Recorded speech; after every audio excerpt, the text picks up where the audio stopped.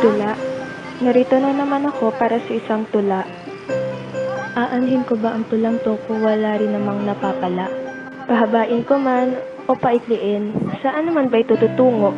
Puro hugot na lang ba ang alam ko at hindi nanilingon ang pinanggalingang to? Bakit naisipang magtula para sa isang bagay na wala? Bakit madaling lumikha ng tula para sa taong pansamantala?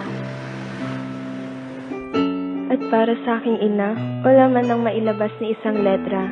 Nakakatismaya, nakakapanghina. Para sa aking ina, wala man lang akong magawa. Pero hindi ko hahayaang may tumulong luha dahil sa hirap at sakit na nadarama't nakikita. Luluha may papalitan ko ng ligaya at saya at sa pagmamahal na niyakap na. Hindi man sapat ang mga nagawa, sana na may kahit onte ay natuwa. Isang gabing pinagplanuhan at pinag-isipan, iniisip pa ang pagdating ng kaarawan.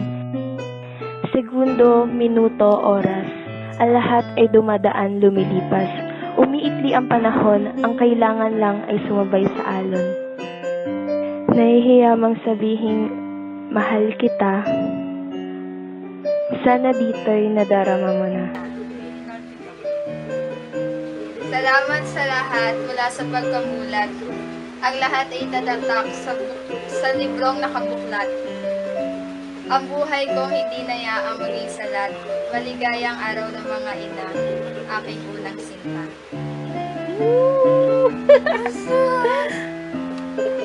Ako, si Crystal Chudet Zayas Malilin.